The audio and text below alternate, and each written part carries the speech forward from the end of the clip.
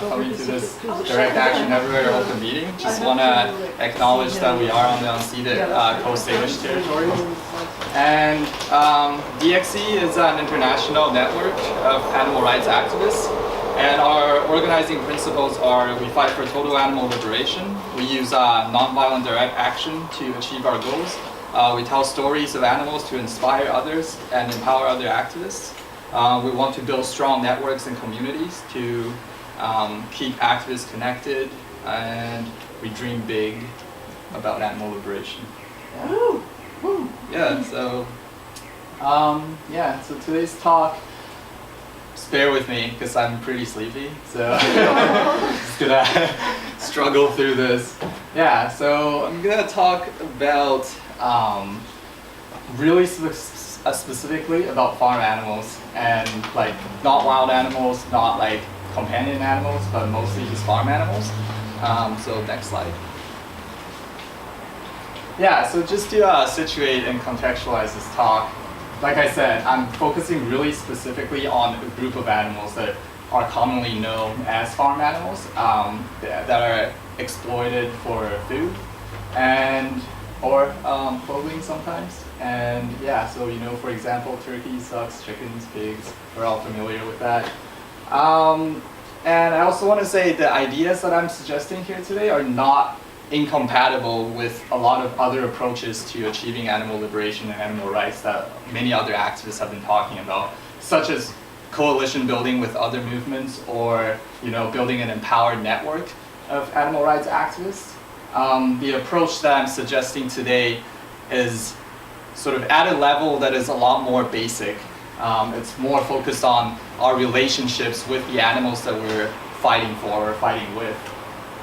And if anything, I kind of want to argue that before we even get to the steps of coalition building or building empowered, human activist networks, this is like, if we're going to take animal rights and animal liberation seriously, this is probably going to be even more like a fundamental step that we need to achieve before we get there, to include other animals into our communities and into our movement. Next slide. Yeah, so a brief outline of how the presentation is going to go. I'm just going to summarize the main argument here is that I'm arguing that physical presence of animals is crucial in our political actions. We actually need to have the animals that we say we're fighting with, like beside us, like present in our political actions in order for the entire thing to be more effective. So that is an argument I've made before, which I will get to later. And then I received some critiques and concerns around that idea that we should, bring animals out to protest, for example. So I'll be addressing some of those concerns and critiques. And then I'll finish it off by talking about like how do we realistically and practically get to the inclusion of other animal bodies in animal rights and animal liberation movements and activism. All right, next. Cool, so this is kind of how it started. I was working with the UBC Animal Welfare Program, and those were two of my colleagues back like a couple of years ago. Joanna Mikowska, she's still working there right now. She's finishing her PhD in the UBC Animal Welfare Program. Joy Suttle-Reinhold was like a visiting scholar there, and she's off somewhere else now. I don't even think she's involved with academia anymore. But the two of them were studying rats, and I've done an entire presentation on this before, so if you're interested, just like refer to that, but I'll just do a really quick summary. Basically what they did was they want to use science to convince other scientists to stop using rats in these like torturous, really painful scientific experiments. And their approach was like, their technique was actually really simple. All they did was they introduced knowledge and practices that are already widely known by people who keep rats around as either pets or companion animals, and they brought that into the laboratories. So, typically in the lab, this is what rats are housed in, these tiny little, glass kind of containers. And obviously that's like really awful, they can't really do anything. If you're a scientist and this is all you see about rats, chances are you're gonna see them as just like objects. They're just non-moving, depressed, like they don't really do anything because there is nothing for them to do. So what Joyce and Joanna did was they brought in these big cages that you'd have at home for, I think even like if people have minks or whatever as companion animals, ferrets, yeah. But they are also great for rats, and gave them, tons of room. They could, hang out in the hammocks and climb around, and one of them, like, I think quite a few of them even have soil at the bottom, so like the rats could actually burrow in the soil and dig tunnels. So they did that, and they recorded what happened when you actually give lab rats like these types of environment to basically live in and play in. And they showed that at these laboratory technician conferences, and people were just absolutely shocked. Like they did not know that. So apparently there's this kind of common misconception about lab rats where people believe that because of generations after generations of selective breeding, that a lot of these behaviors have been bred out of laboratory rats, that they can't even do these things anymore. And then all of a sudden they see this, like, whoa, like, mind blown, like, how do you deal with this situation? So that was like, I thought that was really powerful. Obviously it's problematic because they're still, at the end of the day, using rats to achieve, some sort of goal. But I thought it was interesting because, like, they're building these relationships with rats, and they're sort of in a way fighting at the front lines, right? The front line would be the laboratories where these animals are actually being violently tortured and exploited, and they're taking this different approach to basically empower the rats by just allowing the rats to be who they are and sort of enabling their agency. Agency as in, which I'll talk a bit more about later, agency as in, like, if you're an agent in this world, you have the capacity to, influence others and, influence the world and so determine your own lives and have autonomy as well. So while I was sort of engaging with Joyce and Joanna's work, I just started reading Zooopolis, this book, which is really groundbreaking in my opinion. So it was written by Sue Donaldson and Will Kimlicka, and Will Kimlicka is known as like, he's a really well-known political theorist who built his career on multiculturalism, studying multiculturalism, who just also happens to be a really brilliant animal rights advocate. And this book really kind of expanded on animal rights theory, like the traditional animal rights theory, by sort of broadening our understanding of animal rights through a relational justice framework.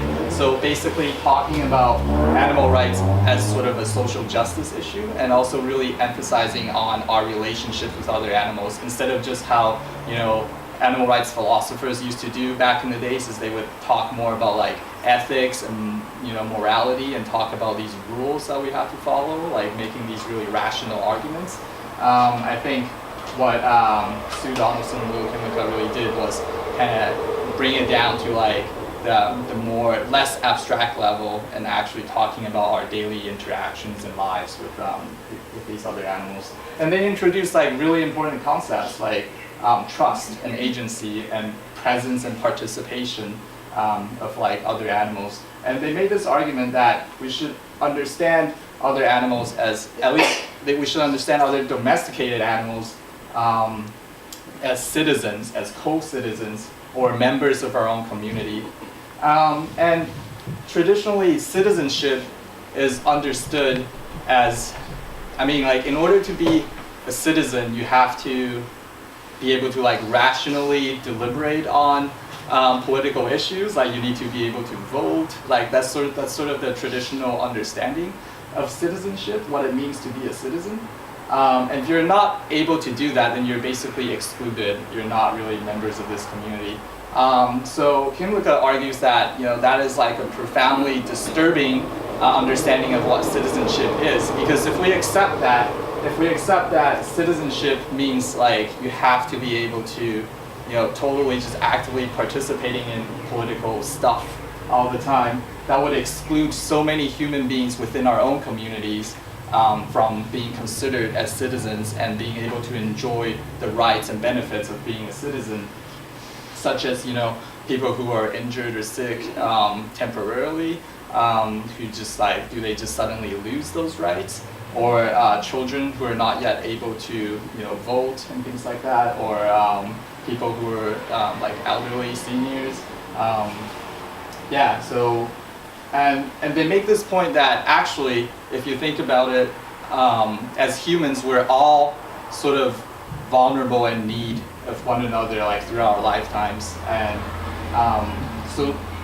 so if that's our understanding of citizenship, then like all of us could potentially at one point or another in our lives to like lose that status. And that just simply doesn't make sense. And that's not even the reality. The reality is like, it doesn't matter if you're injured or sick or if you're suffering from like mental illness and you're not able to like participate in political actions or activities, you're still considered a citizen just by being born within a community. Yep, so the next slide. So what they're arguing is that we should, so I should kind of contextualize a little bit more. A lot of their theory is really coming from, they borrowed a lot from the disability studies discipline. And basically, there's been a lot of changes in political theory and political philosophy and sort of thinking and talking about the political like rights and movement of the disabilities movement. And part of that is about like, okay, so a lot of humans actually lack the kind of traditionally conceptualized like agency to be able to be considered a citizen. So they argue that no, like we should be considering citizenship as in the enabling of agency and empowering of one another instead of just like this really individualistic view of like you have to yourself be, you know, capable of doing certain things. So that's their argument. They're saying that, you know, in order to participate in political activities, you need to first have some sort of agency, even if you're like incapable of rational deliberations or like making rational arguments or speaking human language. So there's this concept called trust-based dependent agency, the idea that agency is really empowered and enabled through a trust relationship, in a relationship with someone who you can trust and who can help you. And they argue that agency so they describe it as this is an agency that is exercised in and through relations with particular others in whom they trust and who have the skills and knowledge needed to recognize and assist the expression of agency. And in order to participate in this sort of relationship, they need to have three types of, I guess, aspects or attributes. So they need to have the capacity to express their subjective good as revealed through various forms of behavior and communication. They need to have the capacity to comply with social norms through the evolution of trusting relationships.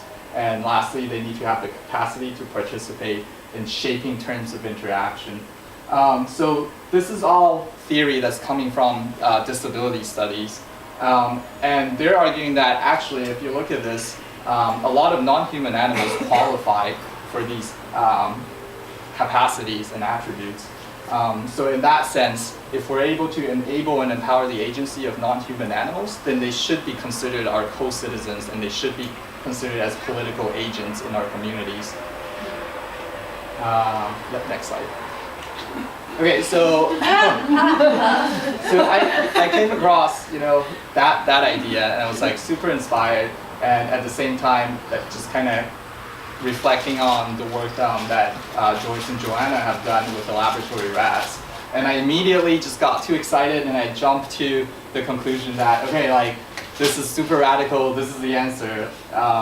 Like, if we could just include non-human animals in our political actions, this would be great, because then, you know, like, people will be able to see these animals. They're right there sort of like fighting and protesting with us. So I basically, it was like way too quick. I just jumped to that. Wrote a blog post about it, tried to convince the world like this is the way to go. This is the future of animal rights movement. This is, by the way, I didn't Photoshop this. I have no Photoshop skills, so I just did this with like Microsoft Paint. Yeah, it's Thomas. You recognize these animals? But I still want to basically argue for this view. I think I just went too quickly and maybe like some things weren't clear, but I still think the presence and direct participation of animals in our movement is super important. And I'm going to sort of talk about how we should actually get there. So next slide. Next slide. So here's another argument that Donaldson and Killick made in their book Zooopolis. They said presence is important because the absent bodies can no longer act as a corrective presence or a shaping force of political life. So if you're invisible and you're not even present when the issues directly impact you, then you're making no impact on like other people's decisions about your own life. So sometimes, I guess, sheer presence, in other words, constitute a form of participation just by being there, just by being somewhere with other people and to sort of like be engaged with an issue that impact you. That constitutes a form of participation. Again, all these ideas actually, when they're talking about this on, in like page 113 in their book, when they're talking about this, a lot of this they're actually still sort of talking about sort of simultaneously disability, critical disability theory, and animal rights theory. So so within the disability rights movement, there's this idea, and this is not unique to just that movement. This is actually a pretty common idea that this is a famous quote. It's just nothing about us without us, and it's sort of a statement that's been made by a lot of groups that have been historically invisibilized and marginalized, where they're not present, while their issues are being like deliberated and decisions about their lives are being made by governments, for example, and they're not even there to influence that. So that is why I think presence and participation of animals is really important, that they should be there when the issues affect them. Next slide. Okay, so I've been hearing like some just critiques and concerns about this whole thing, and I kind of narrowed it down to two main issues. And the first one is about consent and safety. So is it morally, ethically, and politically okay to knowingly bring other animals into risky situations without their clear consent? I think that's kind of how I summarize that first concern from what I've heard. And the second one is about stress, like physical stress of these animals. So even if we do bring animals into, like, let's say, a protest environment, it could stress them out, and that's not only bad for the animals, but also bad for the activists, because then, all these like animal exploiters who think they're animal experts would, come back and be like, you guys are exploiting animals, shame on you. Like, you call yourself animal rights activists, but you're totally exploiting animals. So these are kind of like tough critiques to get over, but I think the focus, basically, I think the focus on consent and safety and stress is sort of misguided. They're important. I'm not trying to say that consent is not important and that animals should just be left to be stressed out in whatever situations. They're super important, but I think the focus should be elsewhere. So next slide. In Zooopolis, in Kim Licken and Sue Donaldson's work, they talk about building trusting relationships with other animals. And I think that's actually more foundational than focusing on consent. Because if you think about it, clear and like perfect consent is highly unrealistic. So that's my second point there. Okay, that's my first point, is sort of what I said earlier about the focus on consent and stress being sort of misleading. So I think the animal rights and liberation movement, we need to start like shifting our discourse within our movement, like in the ways that we talk and think about our relations with other animals. If we keep talking about like things like stress and things like that, stress is this really strange concept that I think it's almost borderline oppressive to the animals, because that's what the welfareists talk about all the time. I'm not saying it's not, like I mentioned earlier, I'm not saying like we should ignore that animals might get stressed out. That's super important. But a lot of times I find when people talk about stress, they're sort of using that concept or idea in a way that sort of reduces the status of other animals to a place where we have to constantly protect them. Like they basically become like like the wards of the state or something. Like they're not agents in and of themselves, but they always need someone's care and protection. And they have no autonomy, they have no independence. They're just these sort of kind of like weak animals that are like vulnerable animals that we always have to protect and defend. And I think that's problematic because it holds us back from a lot of more potentially more radical actions that we can do with animals. And I also think it's just a stereotype. It's really inaccurate. Obviously, some animals will be more easily stressed out in certain situations, and other animals might completely be okay with certain environments. There's great variations between individual animals of any given species, and we shouldn't just generalize like, oh, all animals in a certain situation will just be stressed out.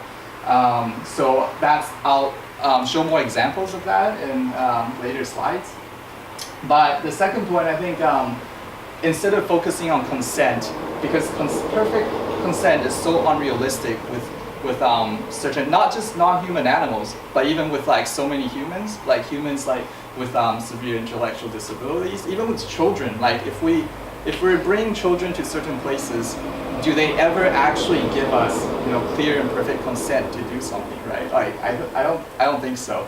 But what we do have with them a lot of times is a really strong relationship that's built on trust. They trust us. In some ways that's problematic too because they're sort of forced to trust us. But it's not the breaking of consent that's going to be a bigger problem, but the breaking of trust between individuals. So I think that's the first part, is that we should focus more on building those trusting relationships with animals. And the second part is the world is inherently dangerous and risky. Like, you could take your dog out for a walk and a coyote could be after it if you have like a small dog or something. And just because the world is inherently dangerous and risky, I think we're all equally vulnerable. It doesn't matter. No, I shouldn't say that. Take that back.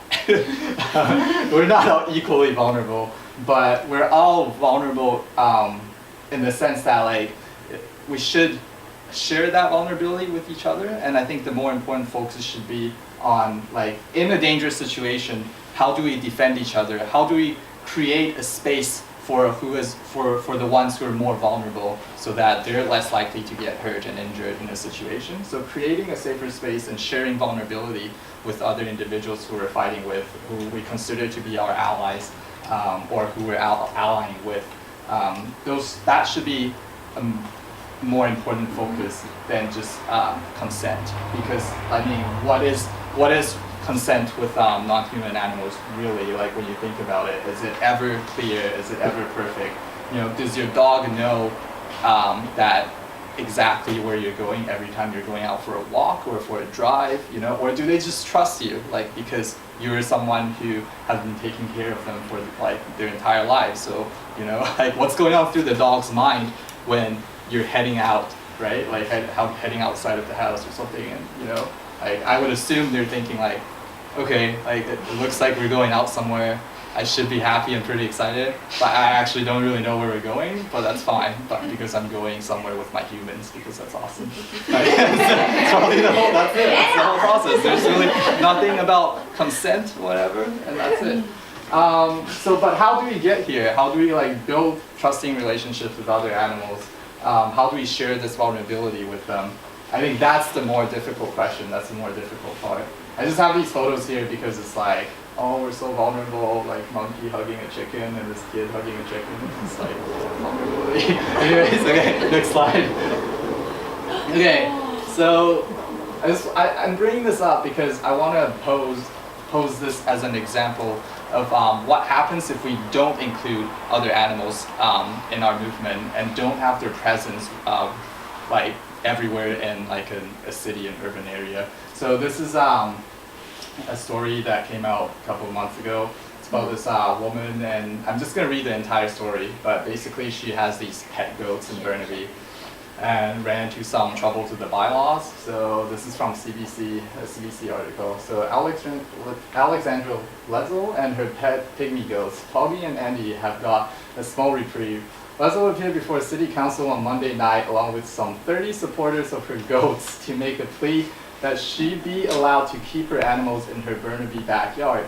Councillors ordered a staff review on amending the bylaw to include pygmy goats as pets, which presently states goats are only allowed, I italicized certain areas just to put emphasis on it, allowed in areas that are zoned for agricultural use. Leslie was hoping for an exception or an amendment to the bylaw saying that her goats are not farm animals. So already we're starting to see like some really problematic things with like the identity of animals in their relationships to either where they are geographically and what their relationships are to the humans they're with. She came to the attention of the city after a complaint. So like, who the hell made this complaint? That's what I'm wondering, like what bad neighbor made this complaint about the goats. And the city issued a bylaw violation notice demanding Leslie find a new home for the animals by March 3rd. Next slide.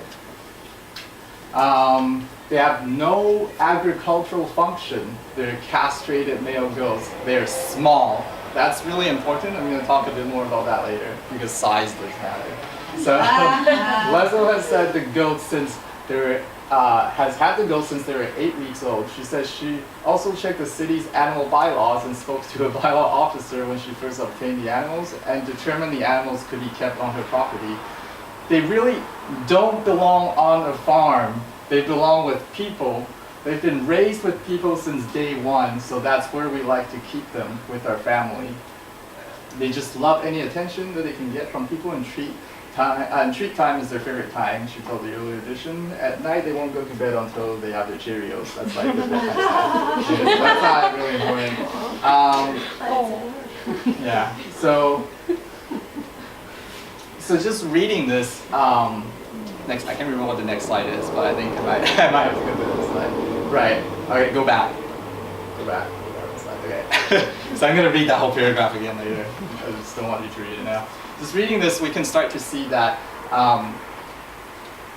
what's the concept that's really oppressive to animals is not just the category of animal itself, which is traditionally what we think as animal rights activists. It's like, oh, you know, like we're trying to lift the status of animals, right? Like being an animal isn't a bad thing. We start using phrases like non-human animals to say that humans are animals too. But there's more than that. I think it's really the prefix of, that we should be concerned about. What comes before the animal, or what kind of animal you are, whether you're a lab animal or a farm animal, like those things, or a companion animal, because that matters greatly in determining what's going to happen to you in your life if you're an animal. Okay, next slide. So this is what Donaldson and Kinlica has to say in their book Zooopolis, sort of really relevant to that whole situation we just read from the article. So they said, much has been written about the invisibility of domesticated animals in modern society. A casual glance at the 19th century newspaper underscores the change. The papers are filled with accounts of, quote, unruly cows and pigs running amok in towns and cities.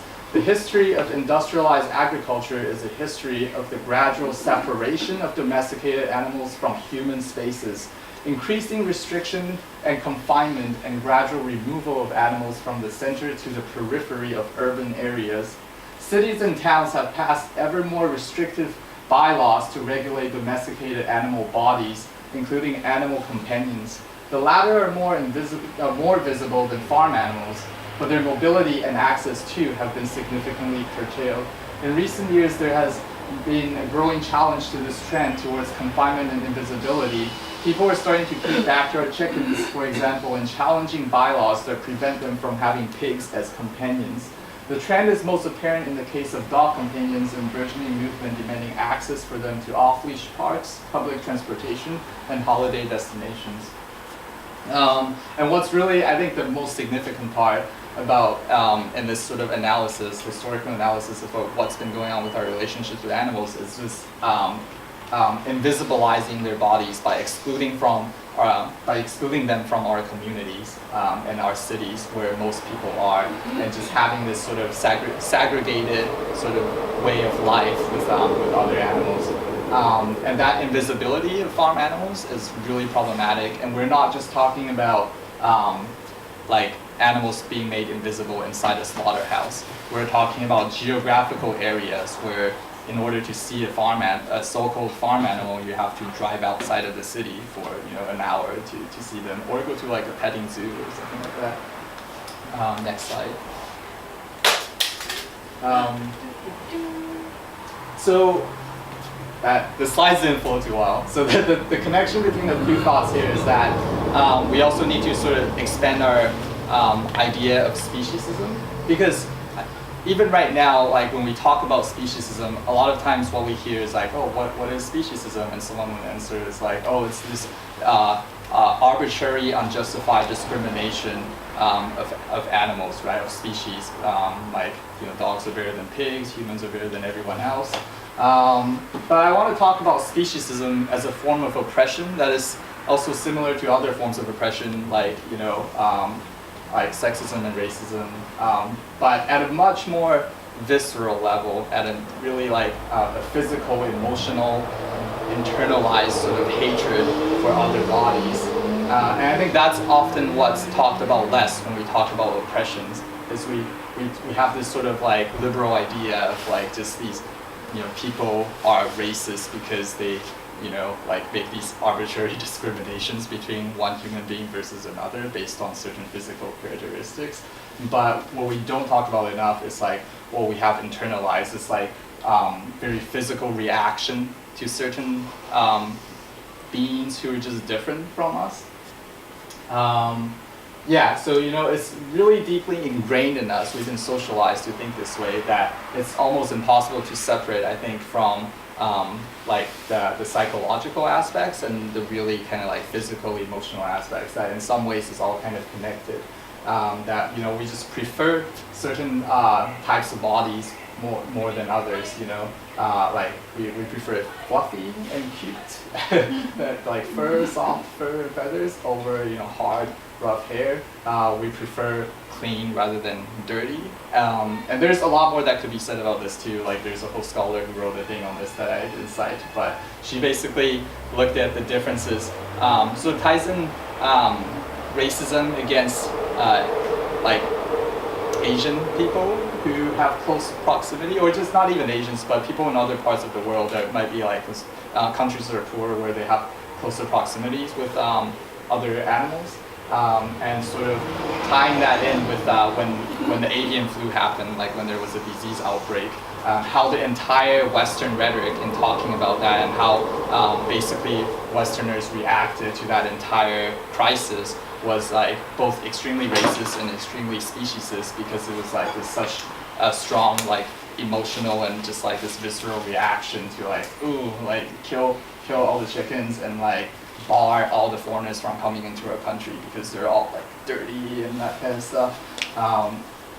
Yeah, so that's one type of one aspect of speciesism I think we really need to overcome, and that is highly relevant to bringing about the presence of other animals into our community. Because I'm talking about this speciesism as in like, it's really not just like people out there who hate animals. This is something that's going on within our movement among animal rights advocates and animal liberationists, people who self-identify as such.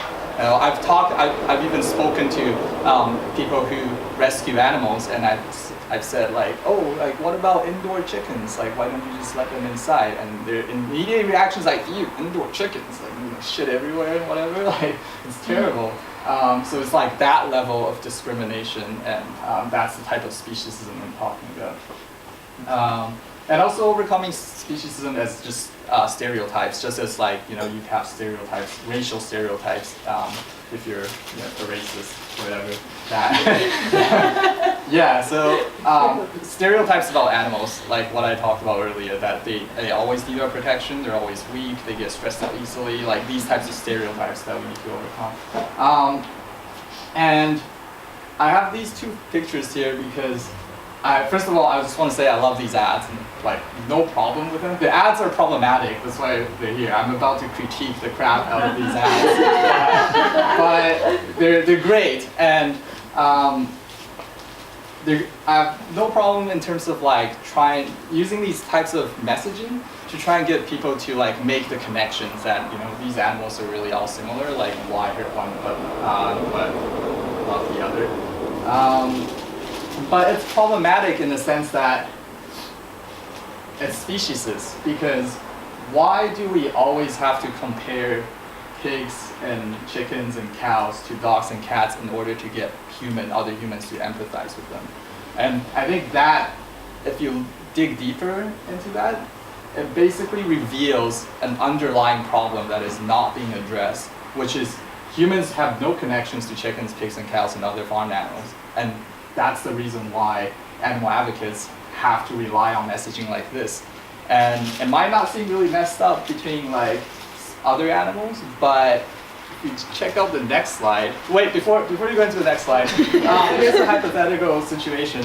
Suppose there's this it's like an all-white town in the middle of like nowhere in North America, like super redneck, and then there are these like anti-racists who decided they're gonna run an anti-racism campaign, and because there are no other people of color, so like, okay, we're just gonna use similar messaging like this, and we're just gonna, in order, like the belief is that in order to get white people to empathize with people of color, we kind of, in some ways, must draw that comparison, and that's fucked up, because like, why, as a person of color, do I always have to be compared to, white people in order to justify my existence or whatever, right? So, if you go to the next slide, right? That would be fucked up.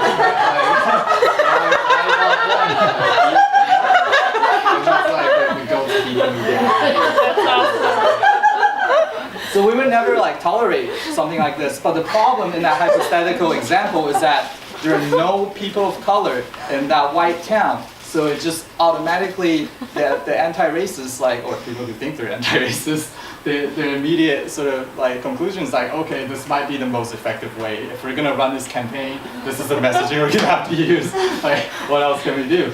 Because there are no people of color, because for whatever reason we've excluded them, or they just don't want to come here. Yeah, so next slide. So that's another reason why, the presence of animals within our communities is so important. And I think there are a lot of similarities in human struggles when we talk about excluding others and territorially, so geographically excluding others. So I know I just want to put like a huge disclaimer here that I'm absolutely in no way directly comparing oppressed humans with like other animals. That is like super insensitive, but I think it's important to draw some comparisons in order for us to have a better understanding of how oppressive powers operate and function. So consider, apartheid and segregation. How is the oppression of certain groups of people or individual status and identities tied to our relationship with the land, with a given geographical area? What does it mean to be somebody who lives in the ghetto, who lives in a camp, who lives on a reservation, who's only allowed to live and sort of function in their daily lives in the suburbs while the man goes into the city and does the work? How does our relationship with where we are on the land we're on, in the area we live in, how is that tied to the oppression of our identity and status? And similarly, in the case of with animals, what's more or less oppressive than simply being considered an animal is often the prefix, like I said earlier. It means different things. If you're a farm animal or a lab animal or a pet or a companion, these designations are not just like who you are, but also like where you're from, where you live. And I think that's really important. That really influences like who you can become. So exclusion should be understood as sort of like two not mutually exclusive ways that kind of reinforce one another. Is you're excluding, every time you're excluding a group of people or living beings or someone, an individual, you're either making the space inaccessible for them in various ways, either like just politically, like between your political ideology and beliefs is pushing someone out, or physically, like the physical space is not accessible to someone and they can't even come to an event or something like that. And then because of that, they're always invisibilized. You're wondering like, oh, where are these, like other beings like we're talking about? So we need to understand, we need to like literally expand our understanding of confinement as more than just animals being confined in a facility or an institution, which is like traditionally how the term confinement is understood among animal rights people. It's like, oh no, like confinement, like they're in these like crates or whatever, in cages, that's being confined. But we should expand that and talk about confinement in relation to the land, to a geographical area, what like the rural versus the urban. And I think the argument here I'm trying to make is that farm animals aren't just confined on farms, they're actually confined to a rural area, the agricultural zone, whatever they are, and they're not allowed to leave because that breaks the law, the oppressive bylaws that keep them there. Next slide. What does apartheid mean? Oh, apartheid is basically a really kind of oppressive system of segregation that was practiced in some countries, like basically what happened in South Africa through the mid-20th century, and also what's currently happening in Palestine. You could call those practices as, I think they qualify as apartheid, and basically strong segregation of different groups of people based on race, and all sorts of oppressive practices like having checkpoints to make sure you're not always like harassing them and checking their identities, and really just I don't know how else to describe it, it's just violence, like all sorts of violence against them through this segregation. It justifies the violence. So that's kind of apartheid. I actually had a comment, but since we're talking, it's not about apartheid. Another label you can add to your thing is service animals, because service animals are allowed in a lot of places where other animals aren't. And so that's like, that's really interesting. It's like, and I think that's actually, I think Will Kimlicka talked about this, is like how he talked about it as like a good thing, but I saw it as sort of problematic. But he said basically participation, in order for animals to have like a more relevant status, that if their lives are to be more valued by humans, it's good for them to constantly participate in those types of activities, right? Like to be a service animal, to be a police dog or a firefighter dog or something like that makes your life more valuable somehow. Like if you have, it gives you more privileges too, like you said. But at the same time, like in other ways, it oppresses you in different ways. Yeah, like seeing eye dogs are allowed in a lot of places where other dogs aren't. Yeah, definitely talk more about that. What's this slide? Oh yeah, this slide. Sorry, just super sleepy, trying to stay awake. This is another thing that's really problematic, because what we're not doing, animal exploiters, animal oppressors are already taking advantage of this. Like when you think about it, they're the ones who are privileged enough to break these boundaries right now, and frame their relationship with other animals as something that's good, right? So we're all familiar with the mobile dairy classroom that comes into the city from the rural areas. That's a thing that happens? Yeah, it does. So this picture is basically just like typical demonstration of what they do. They have this like fancy truck that's like, it has this gate, which is really common on dairy farms, and then they bring this dairy cow and they show kids, usually kids, like, oh, this is how dairy operation works, and like this is how we get milk and whatever, and everything's fine. The cow's totally loving it. And then usually off to the side somewhere, they'd also have a calf just sitting there, because calves are just cute and like kids love them and everybody's happy. This photo is when Paula and Elmira went to disrupt the BC Mobile Dairy Classroom when they came to Science World, I think late last year. And this thing I think these images are just sort of, it demonstrates the power of the presence of the animal, because I don't know, Paula, if you want to explain a bit more like what happened, but my understanding is like as soon as you started doing this, they didn't stay very long. Like they pretty much just started packing up and leaving, because it's like they felt it wasn't really worth it.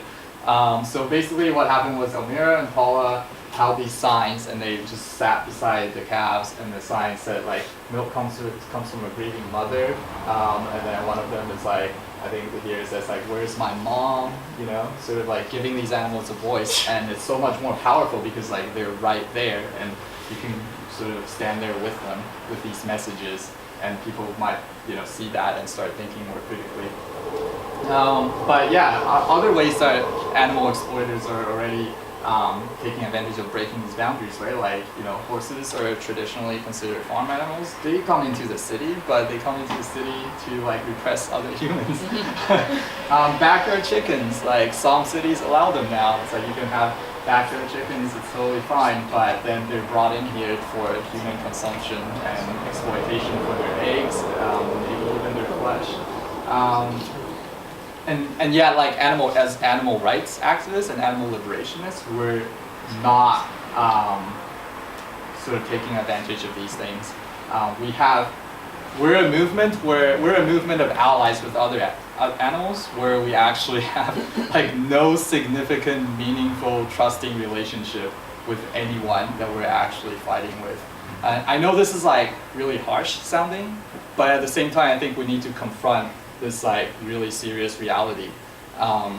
It's great that we have sanctuaries, and I'll talk a bit more about sanctuaries later, but every time I always feel just kind of somewhat like, just, you know, a deep part of this feels uncomfortable that sanctuaries, when I go visit them, it's great for the animals, I love it, I love their purpose and their cause, but when I'm there it feels like a petting zoo.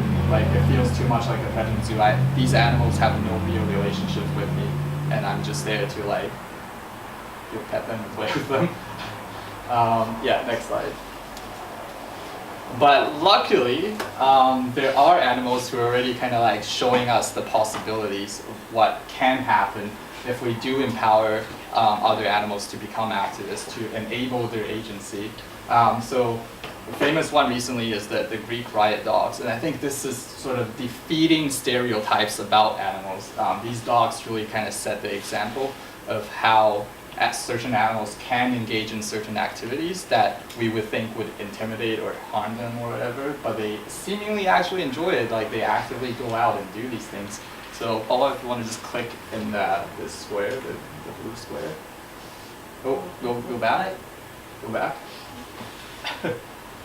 Okay, and just click with the mouse pad, and then move the mouse down a little bit. Sorry, there's no volume. My laptop's like really quiet too. But, so it says Riot dogs, but it's really, I think I googled it, and it's really more just like 3 dogs. Like only 3 of them were identified.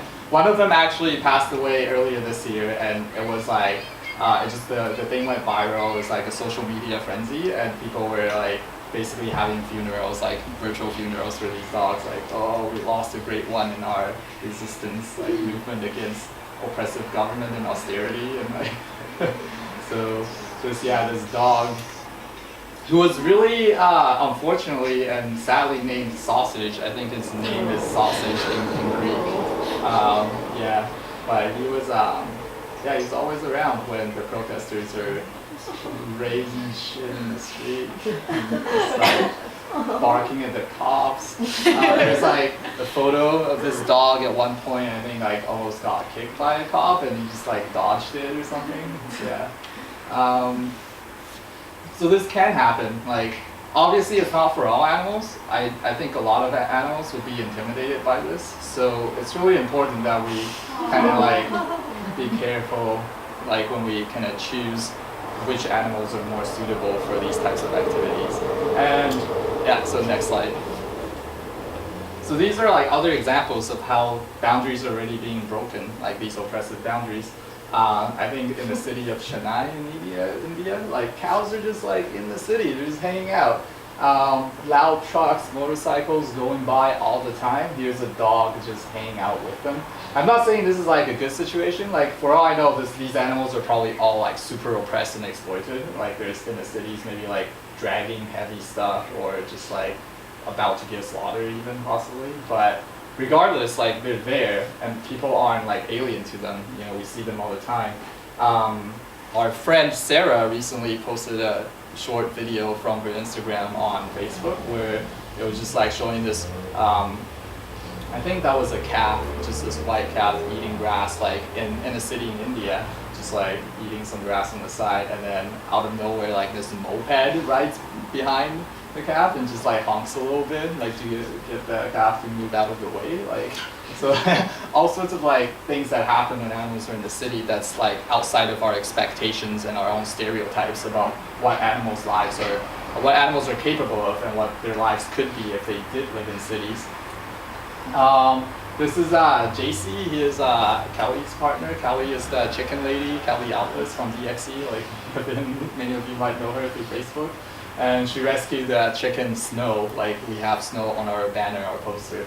And Snow now lives in, I'm pretty sure, at least in the suburbs, in a house, definitely, and just hanging out on JC's head. And Snow has a page. If you follow Snow on Facebook, you can check out like all her photos of her and her friend Duala, I think. They're both like rescue hens, and they both live in both inside and outside. I think they built like a backyard sort of thing for them, like a chicken coop of some sort. But they're still allowed to come inside and cuddle with the humans at night and all that stuff. This is Rocky. She's also an animal rights activist. I think she lives in like New York State. And she's also got like rescue hens that just lived with her for years in the city. And I'm pretty sure that's actually against the bylaw. I don't know if this situation is against the bylaw, but that definitely was when she was doing it. Because you could run into problems like landlords and all sorts of stuff. But she did it anyway, and I think that's like super radical. Like chickens aren't even supposed to be there, but you know, they are. And then of course like Esther the Wonder Pig, like we're all familiar with. The thing about Esther is I'm pretty sure she still technically exists in like a rural area. So in that sense of confinement, she's still confined to like her own sanctuary now. But at least like the indoor situation, showing what is possible for the pig to live in like these sort of tight spaces in a house. Is it possible for us to, you know, live a happy life, coexist with pigs in the city, like just in our homes? I think Esther is a great example of like the possibility of what's achievable, and also coexisting with other species too. You know, there's a cat, there's a dog, they're best friends. And when they first got Esther, they were living in a city at that time. Yeah, and it was tiny, Yeah. right? Yeah, so she was tiny. Yeah. And then the other part too is like, you know, I know Callie and JC have put in tons of effort to make the space more livable for the hens. And that's another thing. We do the same thing with humans, like in our anti-oppression practices, like with people who have disabilities, we try to make the space more accessible for them. And same thing with other non-human animals. It's like, if we think there's a situation where, like an environment where, you know, it's not really accessible for them, like, is it our responsibility and our duty to make it more accessible? Yeah, next slide. So here's, I guess, the concluding slide where I'm just going to summarize some ideas and where we should go. So I think, you know, we should start moving towards thinking about a non-human animal actors training camp. It's kind of scary, but after like everything I've said, I hope it should be clear now why so-called farm animal sanctuaries are at least limited, if not totally problematic. But in the short term, I think they might be the best options we have. Like, I'm not saying, like, I'm not like trash talking farm sanctuaries at all. I think they're super important for our movement. They do really great work. They're problematic because they're like still like confining animals in a sense, but they might be the best options we have. So we need a place where humans and so-called farm animals can interact that's more than just like a petting zoo. We need a place where humans and so-called farm animals can develop meaningful, trusting relationships and train animals to not just get used to, but may even enjoy being in various forms of protest. And so in the book Zooopolis, Kimlicka and Donaldson makes a distinction between socializing and training. So socializing is like just really basically like we all grow up, we get socialized to basically, you know, learn the manners and the basic rules of our to be a member of our community. You know, don't be an asshole, like things like that. We get socialized, you know, like empathize with others, you know, don't do to others what you wouldn't want have done to you. That's socializing. And training is just really, it's really straightforward. It's like, if you're training to become a specific, like if you're training to be a musician, you start like practicing instruments when you're 8 years old, or you're training to become a professional, you go to school and you learn certain trades. That's the difference between socialization and training. I personally think when it comes to other animals, their distinction doesn't really need to be that sharp. I think a lot of times what's considered socialization and what's considered training is actually quite blurred. It's like training a dog to listen to commands and obey certain things is pretty much the same as like socializing them to be a functional member of our community. Yeah, so definitely there will be great variations between individual animals. Some may be better suited to become activists than others. Some will enjoy, you know, hanging out with humans at a protest more than others. And just like humans, like, what do you know? Like, if you go on Vancouver Vegans, so many people don't think they want to be activists, right? It's like, there certain activities are just not for certain people because of their own comfort level and what they, you know, think they want to do. And that's like not to, you know, make fun of anybody or pressure anybody, but it's reality. Some people want to do more leafleting, other people want to like protest, other people want to do direct action, but and I think if humans have that great of a variation, so do non-humans. Like, you know, if we could get pigs that just don't really want to hang out, and then others really do. And there will be sacrifices. Sacrifices like, yeah, it's gonna be kind of sad if you're a pig and you're like forced to live in a city. You might not be conscious of it, but sure, like maybe you have a back. Things like poking around in the mud, like what's that behavior with the snout, like the rooting behavior. Like you still get a little bit of that, but it's not as good as it could have been if you were like out on the farm or something or in the wild. But I think sacrifices come with like when you're fighting a war, and I think that's really what's going on right now. Is like these other animals. Like if you think about what's happening to them, like just the numbers that are being like killed like in this moment, like there's no other way to describe it than that to say that there is a war against other animals happening right now.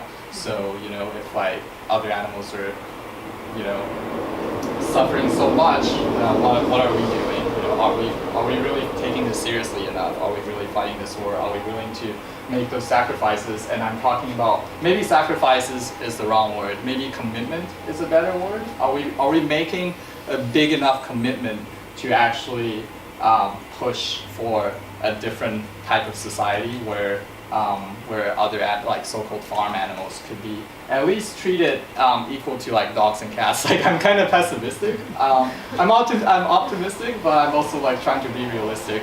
I know like DxE is all about dreaming big, total animal liberation, but I think within the next decade, I would say it's a huge animal rights achievement if pigs, cows, chickens, other traditionally so-called farm animals have the same status as dogs and cats right now. I would be like, holy shit, like, that's huge. Even though like dogs and cats right now are still like being euthanized in shelters, and it's like it's not saying like they have the perfect best lives or whatever, and they're still property, like dogs and cats even right now, like still property. That battle is ongoing. I know people are trying to get laws changed everywhere in the world to make these animals not property anymore, but even as human property, their status and their lives like is so much better. So are we willing to make the commitment? You know, a goat lives, has a lifespan, natural lifespan of like 15 to 18 years. Pig about the same, maybe like 20 to 25, same with cows. Yeah, are we willing to commit to you know, living with them and building that relationship with them where they would trust us enough where we can, you know, actually participate in various types of actions with them, political actions. And that's it. I just want to end on a slide of Esther. And that's the possibility of, you know, a life for a pig in the city, or being equal to dogs. Yeah, and yeah, that's the idea I wanted to share today. So.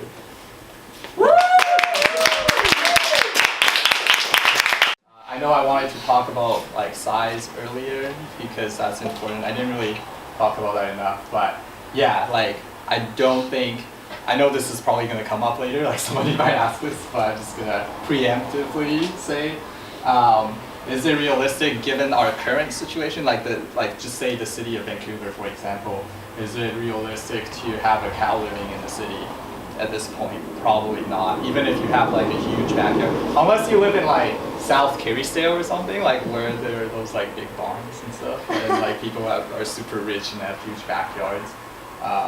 Probably not, we won't. But goats, like can we realistically fight bylaws right now to just get goats to become companion animals? Like I think that's pretty realistic. Pig, you know, again, the size thing, I think it does matter, probably harder, but I don't see why not.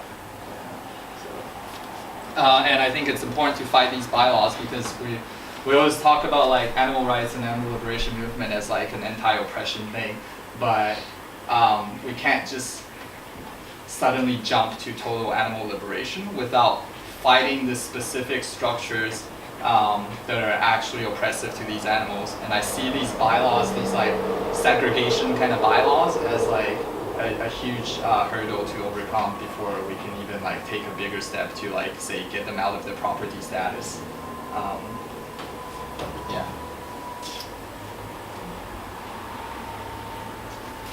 Just like a concern on that, like I know, yeah, like fighting the bylaws is really important, but often if animals like pigs or like goats or whatever are taken away, they'll be euthanized. So like that's a huge risk to be aware of. Yeah, and I think that's the part about like vulnerability, right? Is like what, as allies, what are we willing to do to defend each other? I think sanctuaries are good as like a backup, you know, like it's not that cruel, right? You know, even the city councilor said you have until March 3rd or whatever it was to get your goats out of here. It's not like you're just suddenly gonna take them and be like, okay, they're dead. But yeah, so I think there are options out there. It's not always just so bad. About that, you said like they wouldn't just take them away. When I still lived in Ontario, in Oshawa, cops would go around and they would see pit bulls like being walked on to the owners. They would forcibly take them away and euthanize them the next morning. That was actually a thing that was happening. So you never really know what these people are gonna do. Yeah, for sure. And I still stand by like kind of what I just said is like then in those situations, how far are you willing to go to defend one another? If it was another human being being taken away, how would you react in that situation? And also there are sacrifices, like I talked about. That's the last point. I think this is a war. Animals are made just killable beings right now. You know, they're not murderable. To be considered murderable is to have like the citizenship status. So it's kind of like a weird idea. Like I can be murdered, but animals can't be murdered. They can only be killed. They're made killable. Because to murder is to commit a crime, and killing an animal is not a crime. So you know there are sacrifices that are killable right now. How do we fight that? How do we make them not killable beings? I grew up in a place where the animals and humans reacted on a pretty free basis. It was a small village and the cows grazed wherever they could find grass, vacant lots, the edge of streets. And there's two cows. One was Mrs. Brynolson's cow and the other was Mrs. Christensen's cow.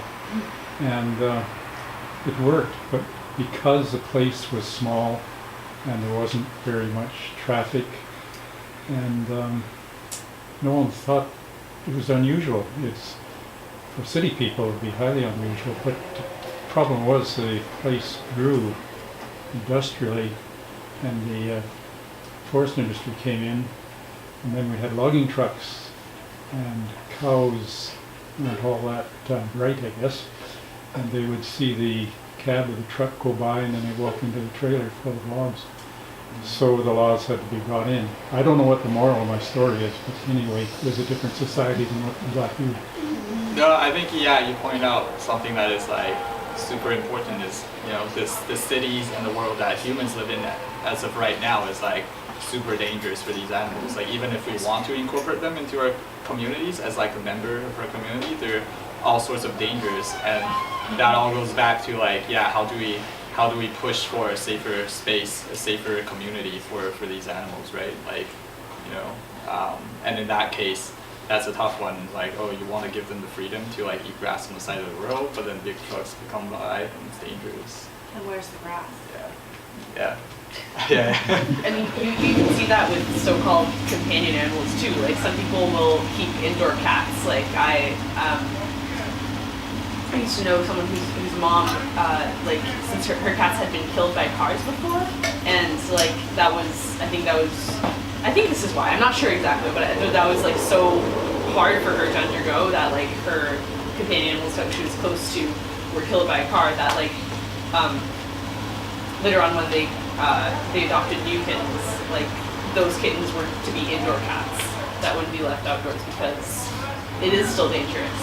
And so they're just saying that it's not just limited to so-called farm animals, that even cats and dogs have to undergo that. Yeah, and that's something when I adopted my cats, that was one of the questions that I had to answer was, what is the lifespan of an outdoor cat versus an indoor cat?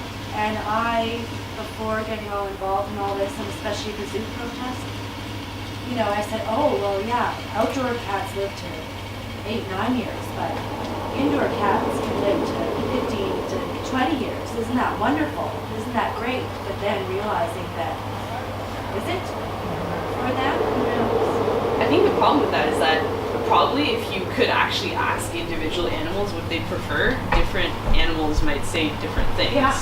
And we don't have any way of judging that really. I mean, maybe with a cat you can tell that if they really want to go outside, but like... I think we can, definitely still communicate with them to an extent, right? Just by reading their body language and studying their behaviors and stuff. I don't want to like throw that entire thing out. Because and I mean like people are already trying to there are outdoor enclosures for cats. There are like the bells they can wear, all sorts of things. I was just kind of imagining what it would like to walk a goat to a dog park, for example, and it's like, oh, those horns would be pretty dangerous, and then it's like, oh, what's the solution? Maybe we could put like these things on their horns that's like soft, right? Like there are all sorts of ways to get around issues. I think, like as human beings, we've often been able to work past these types of practical problems to make things like, to make the environment livable for these animals and make them, allow them to enjoy life.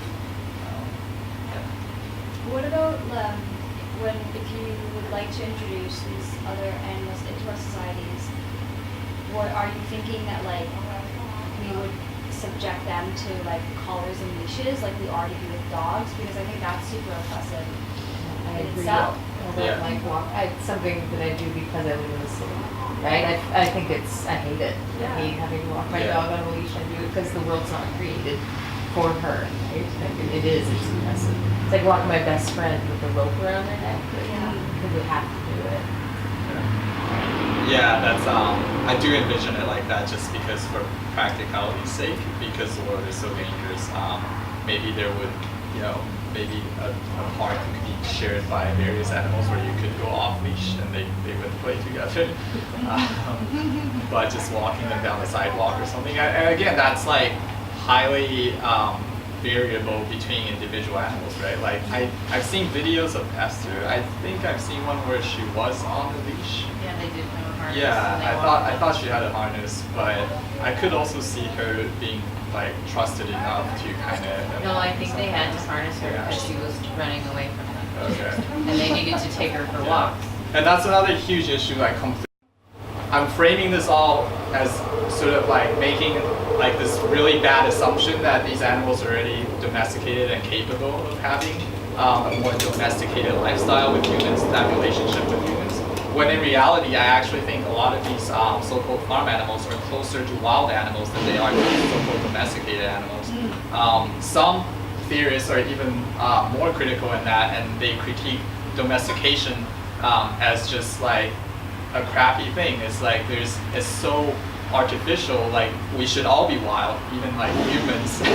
Like we should all technically be wild, and domestication is just oppression, really. So that's another thing. It's like I'm trying to like stay practical and compromise, and as a result, kind of like seeing possibilities like this makes me want to say, yeah, it is possible to have these farm animals as domesticated animals, but when in reality, like most of them are probably, they just want to be wild animals. Like if you rebuild a herd of cows, I honestly don't think cows have any real like desire to be with humans. Like if you rebuild their herd structure and you let them like roam free in a national park or something, they probably love that life way more. Same with pigs, like so many, I think it was, when colonization first kind of began, there's a lot of feral pigs in the US, like in eastern US, this is what I've been told. And a lot of them are just really escaped. They're not technically like real like feral pigs or whatever, they're just more they've escaped and then they become, wait, that is the definition of feral. I'm talking about feral pigs. I'm sleepy, I got confused. Sorry. Yeah, so they've escaped. So obviously in those situations, it's clear that the pigs would rather be wild than be with humans.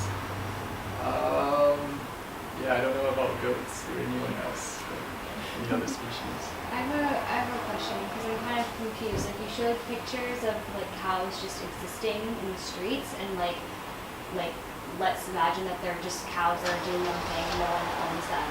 But what you're saying is, if we want to introduce animals into our society, someone has to take guardianship and ownership of them? Or are you imagining like, oh, cows, pigs, dogs, cats are running around the streets and people are just making sure they don't run over them with cars and things like that? Because like I think we've all seen videos of like ducks trying to cross the street and all traffic stops. Like they're allowed to be free, so why wouldn't other species like do that? Yeah. I think, I was just gonna say, I mean, I'm no expert in this, I only know like what little I've read, but my impression is that in a lot of, I think the photos you show were from India, right? My impression is that like in some states in India, the cows are actually legally protected, like it's illegal to kill them or harm them, and the infrastructure in some of those places might be just set up a little better to accommodate them. I feel like stuff like that would be sort of a baseline requirement if we were to have large animals like cows roaming around in the streets, right? If it was going to be at all. Could you go back to that cow photo? Because that's interesting. I think it was the streets looked really wide, and it almost looked like the sidewalk was just extra big for the cows somehow. I don't know what's the situation. I've heard that their situation isn't that great. Probably not. No, I mean, I'm sure they're all like exploited for They're milk starving. and whatever, and they might just be like left. It to depends their own where devices. they are. And too, even yeah, like in different cities. Earthlings, like I don't know, like they said that like cows would be exported to states where they could be killed. Right. Yeah. So For sure. Yeah. It's not perfect. In like the ideal like liberal society that Stu Donaldson and Will Kimlicka envisioned, I think they'd say at some point when other animals do become co-citizens, that they're like sort of agents themselves. To answer Ava's question, I think they don't really need ownership. Like they could live in the city and they could have their own families and stuff and just be like another family in the city. And that would be like a species equality thing, right? Like if you attain that level of equality, that's like, just I have a human household of neighbors and then I have like cows next door. My parents have raccoons in their tree. Yeah, and they also have this Maybe a third. family of them. They also have the third category. So they have domesticated animals and then they have wild animals, and then there's this third category in their book they call liminal animals, which are just wild animals who exist with us in urban areas like raccoons and coyotes and crows. And, What's the term? liminal. So liminal as in like sort of like in between. And basically, that's another possibility too. Is these animals could become sort of part of that kind of category of animals where they're somewhat like wild, but they live with us like in the city. So then, is it the government's job to make sure that there's like a public source of food for these animals? Like Those are all like super tough questions. Like we're not even there yet, and we could. I mean, if we start off by, I don't know. I think with like most domesticated animals, for some time they're going to need a caregiver. Yeah. Well, I it's- mean, I know governments sometimes with their like management programs, they do deer feeding in the wild and stuff to keep their populations up. So in that case, it seems like some agencies or whatever do have like some responsibility to look after these animals by providing them with enough food. Yeah, were you going to say something else, or? Yeah, I was just gonna say, and like on the concept of like leashes and like stuff like that. Yes, in some ways that is oppressive, but I think it's also like insurance safety. Like you would hold a kid's hand if you're walking them, or some people even use leashes on children, which is kind of weird. But no, it's true when people do it. Yeah. And it's like for the society we currently live in, like in a lot of areas, it is a safe thing. And yes, I do agree that it is oppressive in a way, but it's also for safety. I think the whole structure of like our society Yeah. where we live, it would all have to change to accommodate other animals. Yeah, ideally. But then like what's the first step, right? I think the first step is kind of what I was trying to talk about today is like first we got to bring them in so we can even start that conversation. Because as long as they're just relegated to rural agricultural zones or whatever, then people don't have to ask these questions and we have no responsibility to them. I think it might Sorry, work. Mark had a question. Oh, that's all right. Okay. Starters, Sure, yeah, go ahead. Oh, I was going to say, I think it might work if we segregated the animals from the humans, largely, except for domesticated animals, because a number of years ago, I think it was just after into the early 1900s, there was a large number of cattle on Queen Charlotte Islands, and they were there for a long time as wild animals. But to mix animals and humans in the same society, very, very difficult. I also kind of see it as like maybe a temporary mix, like just to cause enough shit that people will be like, okay, we get it now, animals should have rights, stop bringing them into the city.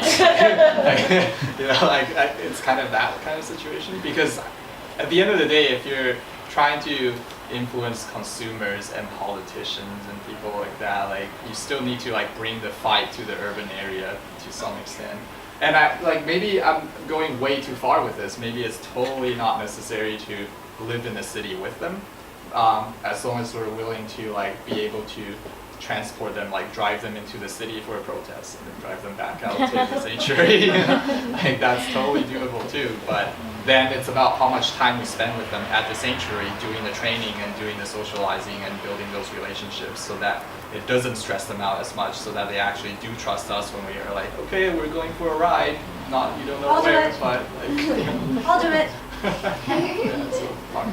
I'll go. So just on the question of bylaws, I know from my background where I grew up, a lot of the bylaws were designed to basically protect corporates who ran the farming and agricultural system, so to take away from the rights of people to have backyard, for example, chickens, to use the eggs, or to home kill if it was a different animal, if they were obviously exploiting them in that situation, using them. Now, with this particular fight you talk about, how would you look to separate your activities from the large amount of people that currently fight bylaws like this to continue to actually use these animals along the way to, for example, eggs for chickens, or someone who says, hey, I want to raise my own home-killed meat and treat this animal wonderfully, and at X amount of time, they're going to end their life, as you say, or kill them, technically. Yeah. But, when you talk about those bylaws, it seems to me that, that is the only other group, and would you be willing to look to work with that group simply to have numbers to try to increase, the avenue to get animals, even though they're not, ultimately being protected by that team? Are we Or do you willing simply differentiate and say no? Are we willing to compromise and work with animal exploiters? Yeah, well, Get I'm these saying bylaws smashed. it's a pretty idea what is being put there, and I see the I see the argument of overall, but I'd have to agree with some of the other comments, which is can humans coexist? Should an animal be put in a city to begin with, or given its own opportunity with its own natural instincts and family group to live in an environment which it's naturally capable of sustaining it? Or should it become a socialized pet like we've done with birds and cats and dogs, where really they're, in my opinion, they're here to help our needs as opposed to theirs. They make us feel good to pet them, and they allow us to think, hey, look, I'm a mother or a father here or a friend, when that animal probably instinctually didn't need you to begin with. Like they may only last 2 weeks in the wild, or they may last a lifetime if they have a social network, right? Yeah. So my idea is how do they get back to protecting the natural environment, where they should be. The question about fighting these bylaws with people whose intentions are to keep exploiting these animals in different ways. That's a tougher one. That's gonna be it's the kind of thing where you're gonna have disagreements among animal activism, just among ourselves, right? I can already kind of see that happening. Some people would say yes, some people would say no. Regardless, I think the important thing should be once they, by saying this, I'm almost kind of saying yes, I would work with them, because if you can abolish those bylaws and have the animals with us, then the next step is about framing our relationships with them. If they're now free to be around the city and stuff, having them with us in the park or at a protest as a companion is very different, and you can use that relationship as sort of a way to critique and to fight against people who are exploiting animals in the city. But this time around, it's different. It's a different fight, right? You're not just handing out leaflets. You're actually showing other human beings the possibilities of different types of relationships you can have with them. And the animals are there themselves, so you don't have to make all these people watch videos to convince them of things and read leaflets and stuff. So I think just by having different relationships with them is worth getting those bylaws smashed and bring the animals in. And the other part is there's something super important I wanted to say. It's disappeared. We have to contextualize it as well. It might not seem necessary to bring the animals in, but we should remember why it is important to bring them in. It's because animal exploitation industries is at the end of the day still largely driven by consumer demands, and those are the types of people we need to influence. And the reason why it's important to bring them in is because vast majority of humans who are unknowingly and unconsciously participating in this mass violence against animals, they have no relationship with these other animals. They don't see them. These animals are invisible in their consciousness. They don't even know. I just go to a restaurant and buy meat and whatever, and I don't see these animals. So having more of them present is going to impact people to an extent. It's if you see a pig playing in the park with a dog, you're probably going to think twice before eating. Yeah, that's just smashing that whole love one, but kill the other. But then the real version, not on the poster.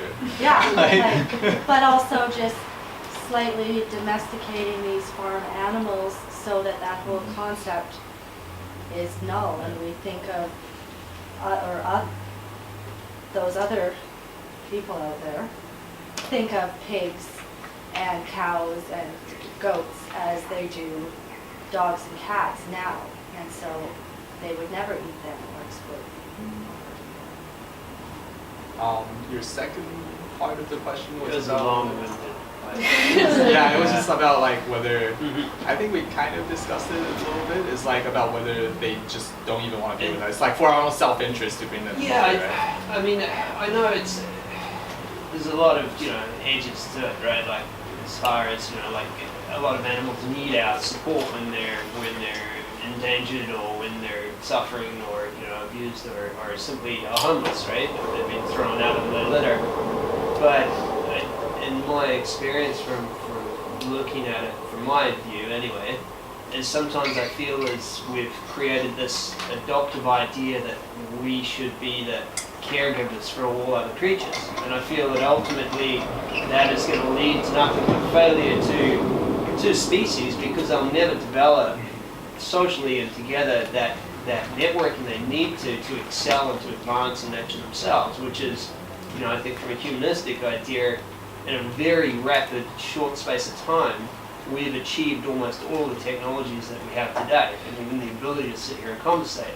100,000 years ago, that wouldn't be the case. Like we'd probably be chasing each other with clubs if we were lucky enough to know how to pick one up. So I think if we domesticate everything and treat it like a human, and we one off and perhaps de-sex all these animals to control their breeding and their regulatory responses, then how do they ever ultimately get freedom and the ability to advance in their own evolution? Right? Yeah, that was definitely like a huge discomfort when I was making this whole presentation. Was like, that would be a nightmare situation if this just ended up being like, people think like freaking hipsters, like, oh, pig are the cool pets now, let's all breed pigs, like, and then the new industry pops up. Yeah, that would definitely be an awful situation, and I kind of see it as like, hopefully we don't go there, and that bringing these animals in would just be temporary, unless huge majority of humans are actually willing to take responsibility and not. Because I mean, the same thing could be said about dogs right now. Right? Absolutely. It's the same situation, and that's why I was kind of pessimistic in the end when I said like it would be cool to have them have the same status as dogs, which is nowhere near an ideal situation for them, but still better. I think there's also the fact that, like, I think what Darren's talking about is more having like individual ambassadors for a species. And I'm not sure that your goal would really be for people to for it to be widespread to change like the status of these farm animals to companion animals, but more to have them present enough that they can actually help in their own liberation. Sure. Yeah. And I mean, the sort of equal to that might be someone might argue back, hey, how's that different than the aquarium, or how's that different? And I think it's right. I think it's brilliant to actually engage animals. For example, if you could have some form of training, like, again, only personal thought, I wouldn't enjoy that relationship totally, because I don't really personally see that compared to human value as high as others do.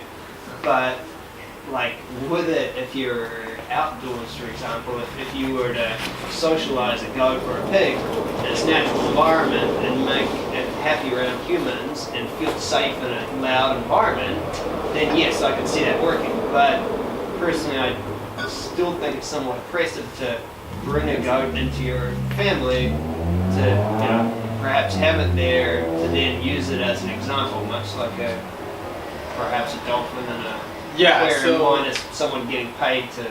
I think that's where it comes down to the individual animals, about like the selection part and the socialization part, where we don't want to be in a situation where we're coercing these animals to do something they don't want to do. Yeah. And so we could, in the process, have just a lot of failures. Like this one didn't work out. Like we rescued this one from a factory farm. Didn't work out. Hopefully she can live a nice life at a sanctuary for the rest of her life. Let's try again with a different animal. Sure.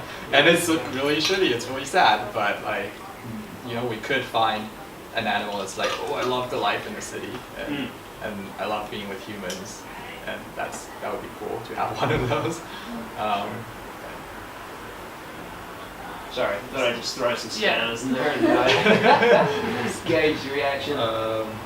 Yeah, definitely don't want to be coercing them whatsoever. It has to be, even in the book, I was trying to find a passage somewhere, but basically they did say, sometimes even just, you don't really need to train them to do anything particular. If they can just be who they are and be happy and actually enjoy their life and do what they want to do, that's enough of a political statement on their behalf. But it definitely is it's not a very sharp line there. Yeah. I would say. I mean, it's pretty easy to make an argument for, say, like dolphins or whatever because of the size. Compare a dolphin to a chicken and like what we consider their natural behaviors and whatever. Like